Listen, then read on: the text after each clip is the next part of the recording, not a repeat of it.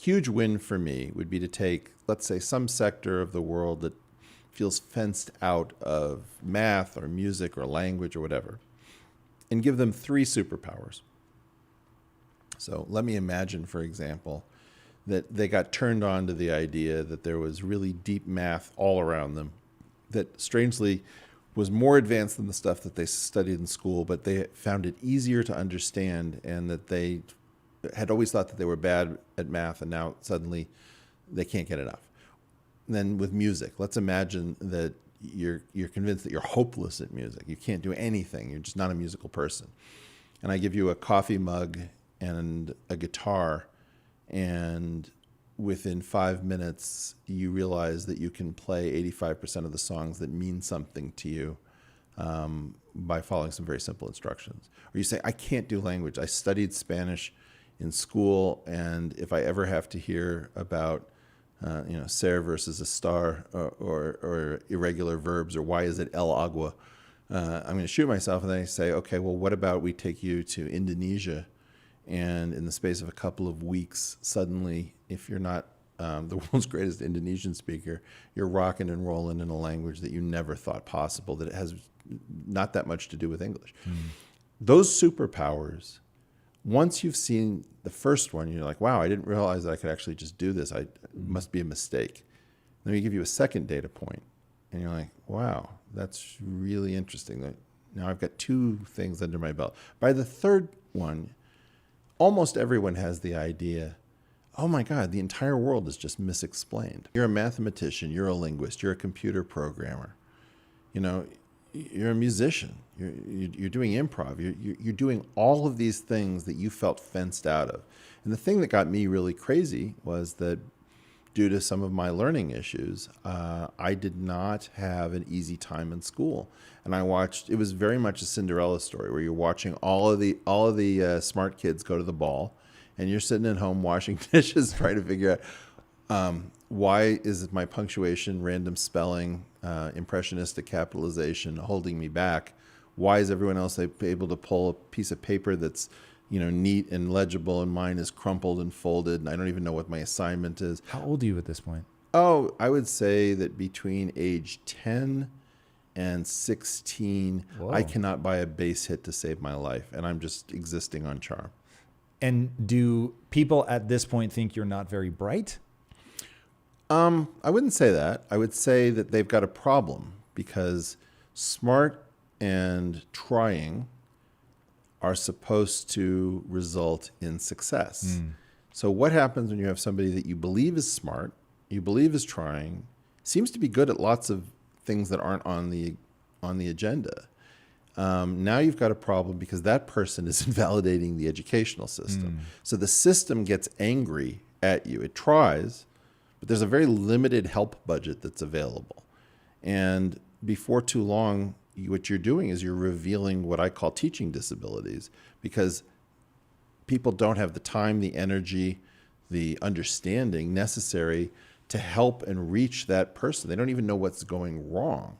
And so what you're doing is that you're invalidating what I would call the educational complex. And the educational complex is it's a guild, it's a profession, it's a business.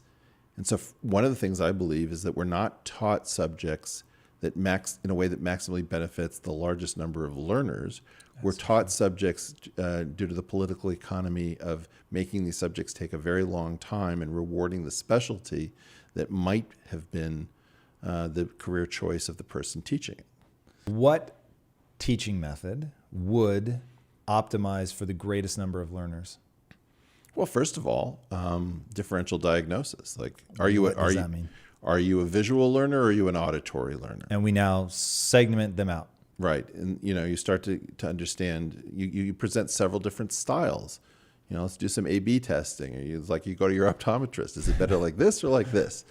Right. And so you start to understand somebody's learning style and learning profile. Then you start doing things that nobody does. Like, for example, most errors that we make are not random errors. If you start collecting the errors that I used to teach learning disabled kids in college for some extra shekels, right? And what I noticed is that people would make the same errors all the time. And so I could just tell by recording what answer they gave. You know, if you give them 6 times 8, sometimes they're going to say 42, sometimes they're going to say 56, whatever. You're going to have some collection of things that you can guess what they did to get there. Very seldom are they going to say a chicken salad sandwich. Fair. Right? And then you need to incarcerate that person because that sounds dangerous. So in such circumstances, if you just collect errors, you can very quickly figure out what you're supposed to be remediating rather than just saying no. You lost me. Well, if I say to you, what is 2 plus 3? And you give me the answer 23. Yep. I bet I know what you did. Okay. You concatenated 2 strings rather than adding 2 integers. But how does that become a curriculum style? Like visual, auditory, got it. Well, because now I have technology that can very quickly figure out what you're likely doing wrong. Okay. Or if I were to time how long it's taking you on some step, I could guess, oh, you didn't know how to set up the problem, right? All sorts of things that happen when things aren't going right. Just imagine that your brain and your body are giving off data. And that data can be measured when things aren't working to guess where the roadblocks are. Because in general, we don't have a million different roadblocks when we're trying to learn something.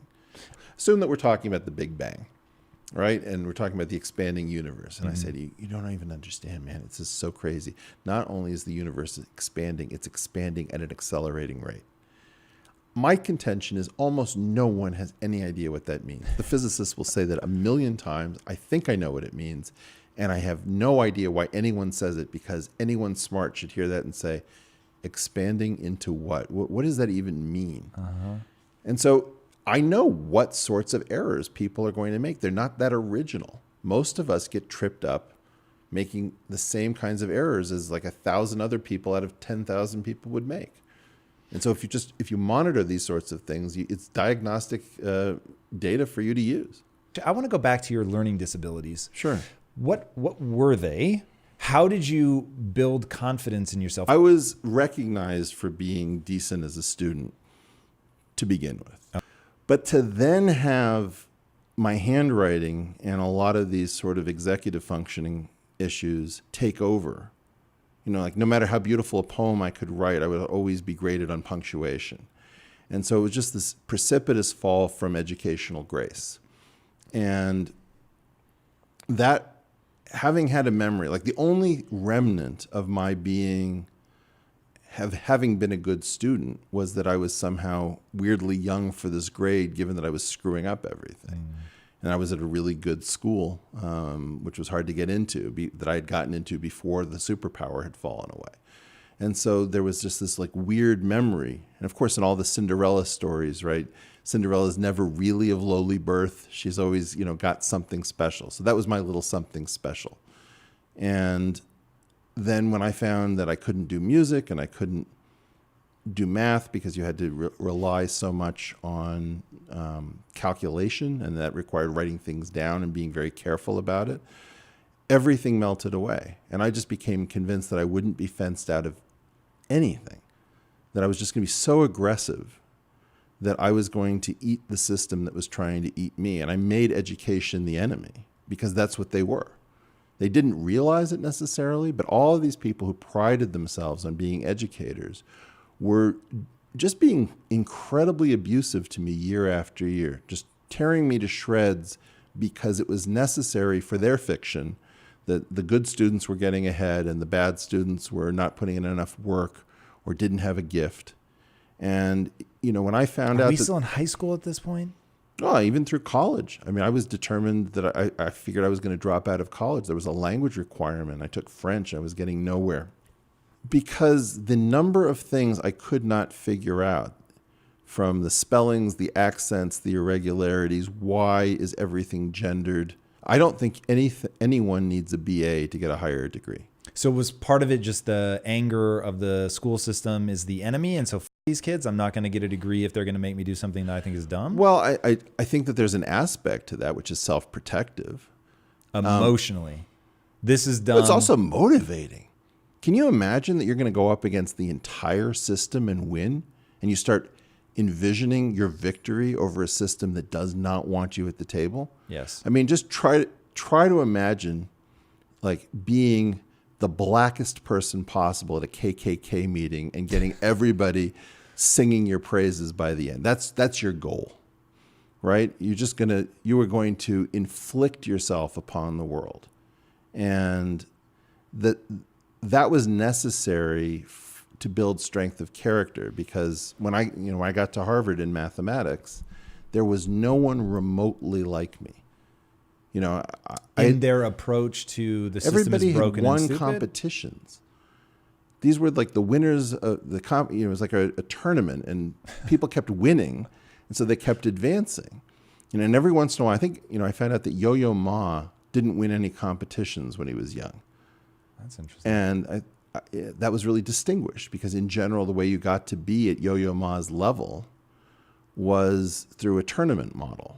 And so what happened with me is I went to like the Museum of Science and Industry, and I thought, wow, this is so cool. I want to figure out how to become a scientist or a mathematician or an engineer or something like that. And then when I found out that you had to be really good at it, I just thought, well, that's unfair. No, literally. Like if the universe is written in differential geometry, what are the odds that I'm not going to learn the language in which the cosmos was written? There's just no way you're going to fence me out of that. This idea of I will not be fenced out because of your hangups as an educator. There's no way I'm going to accept the D or the F or the, Johnny can try better, or, Arena needs to turn in her homework more regularly. No, you're wrong. Those kids are not failing for the reasons you think. They're not failing because you think they don't care. They do care. They don't know how to do the things that come naturally to the kids you're calling the A students.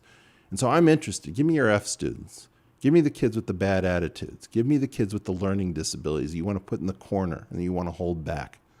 Because mostly you've misassessed those people. Maybe I think 15 to 20% of our country is filled with unbelievable learners who are being held back by educators. And nobody wants to take to the educators, those kids are with me. And you got to get away from them because you're doing incalculable harm. And by the way, any parent who's listening to this, who's got a kid who's not living up to potential, is sitting there getting closer and closer to the speaker. What did he just say? And if I say these are gifts, they're not disabilities, do not over-medicate your children. Embrace entirely different ways of educating your kids. They can learn anything. One, I want to know how it's a gift. And two, are there actually places right now that people can go that specialize in educating people like that? Well, I think there's something called the Summit Center in Walnut Creek in the East Bay. There's a book called The Dyslexic Advantage. I think there's something called the Bridges Academy in LA. But there's an entire, what I found is that there's a group of kids who meet in Golden Gate Park in San Francisco to do LARPing. And I didn't know anything about LARPing. And the moms sit around bitching about the schools that their kids didn't get into and say, my son Arun is an amazing computer programmer. He started his first business, but we can't get into the swanky private schools because they took one look at him and they don't want him. And I'm thinking yeah, they don't want him. But all we have to do is to make sure that this kid doesn't develop some sort of wrong idea about his gifts. And we have to inflict our best people on the system because the system doesn't want our best people. And I have my grandfather, that Brett and I both talk about, to thank me for, because he gave me this guitar, and my mom was dead set against it. She said, you give him that guitar, it's just going to give him an inferiority complex. And my grandfather said, all he needs to do is tune it. If he can learn how to tune it, he never has to play it. And he was such a genius that he figured out how to get this thing into my life. And I tuned it, and then after you tune it, you say, well, I wonder if it's good for anything, right? And then you start finding all of these techniques and hacks and the craft behind it, and you realize you're behind the radio. It's like when you program a computer, you're on the other side of the screen that the person who's just using the apps is sitting, they're sitting in front of a half-silvered mirror, and you're looking at them like you're the FBI, and they're just sitting there, typing away. They don't even know that their computer is a computer. They can't find the place where you program the computer because now it's hidden. So there's just this entire hidden world of everything. Like when you learn a language, why don't you learn linguistics along with the language that tells you why, what is word production and morphology and orthography and what's the evolution of these things. Nobody tells you there's a book called the Cambridge Encyclopedia of Language or the Loom of Language, and that these books are like scrolls. They have all this extra information that people think, well, we can't bother the students with it. Are you kidding me? That's the sugar for people like me. I'm going to get in behind that. I'm going to hack the hell out of it. I'm talking to the parents who are going to take their kid and they're going to say, where is your algebra homework? You forgot it at school again? You tore in a ripped piece of paper? Did you not read the directions? Where are your notes? I didn't know that I have this issue called kinesthetic reinforcement, that when I take notes, instead of strengthening the pathway in the mind, it's so difficult for me to write that it erases whatever notes I'm taking. Whoa. So I wiped out the fancy private school education by taking the notes that were illegible, and I didn't remember what was going on in class. And I only found this out when I was in graduate school at Harvard by the most precarious circumstances possible. I mean, my view is that my PhD belongs to every learning disabled family in the country, because so far as I'm concerned, the difficulty of getting through the system and surviving it is that you're constantly causing a problem for every educator. And so I am compassionate with the problem right up to a particular point. And that is the point where you say, you know what, I don't have time for this shit. And I'm sorry, but you're getting a C.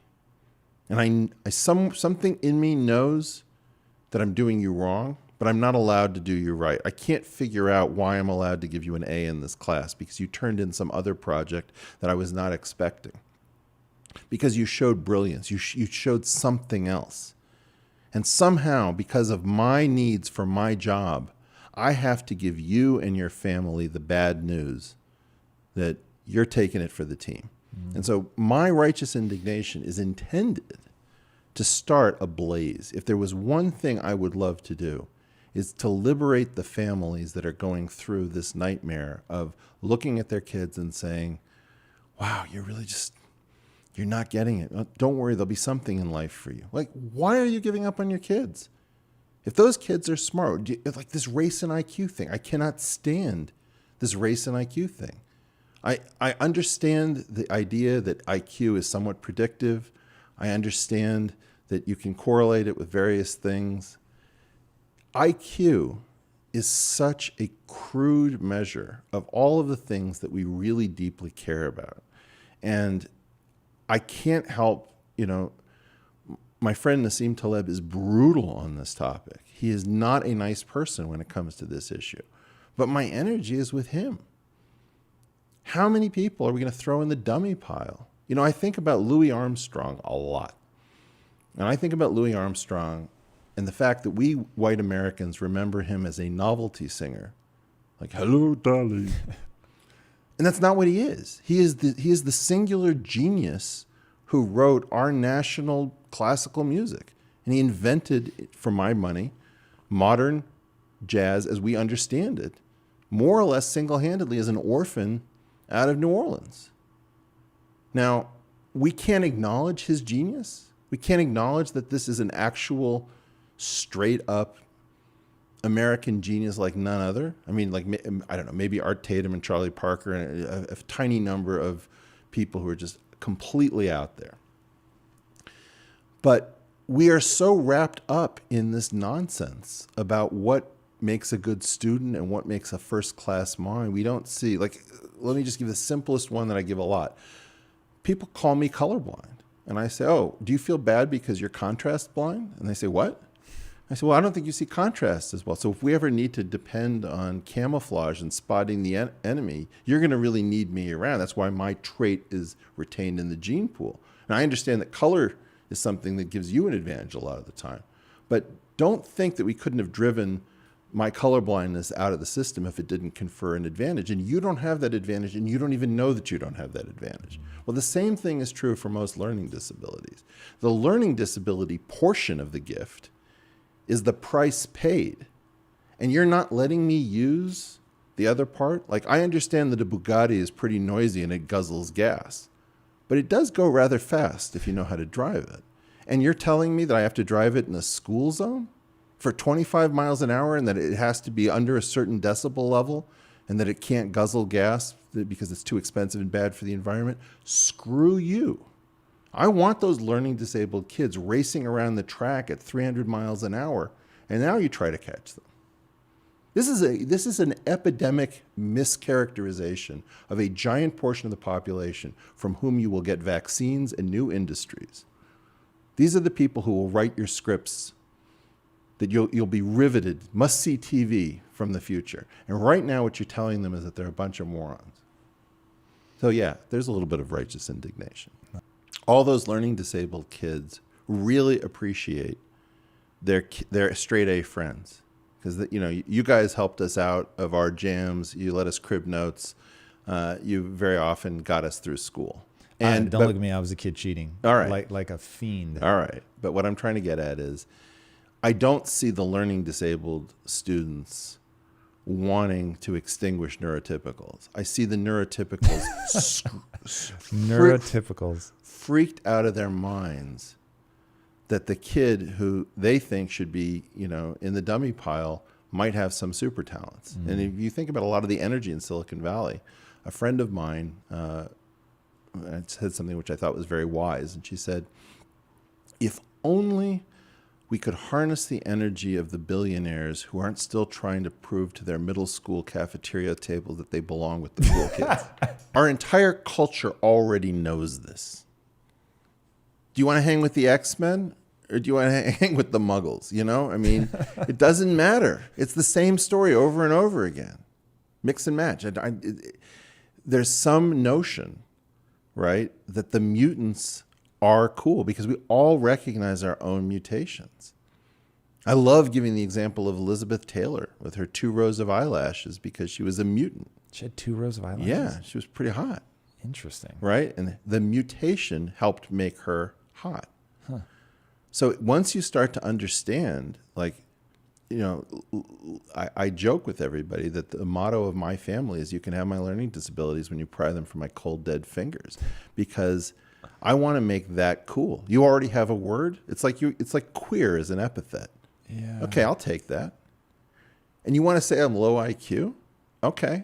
What is it going to feel like to get beat by somebody who's low IQ? Do you sure you want to choose that?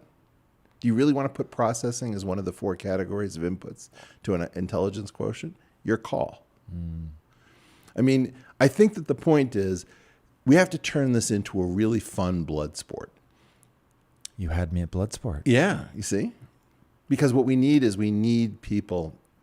And I also, there's a version of this that also works for women. There's a version of this that works for African Americans because there are different thought processes that have huge advantages.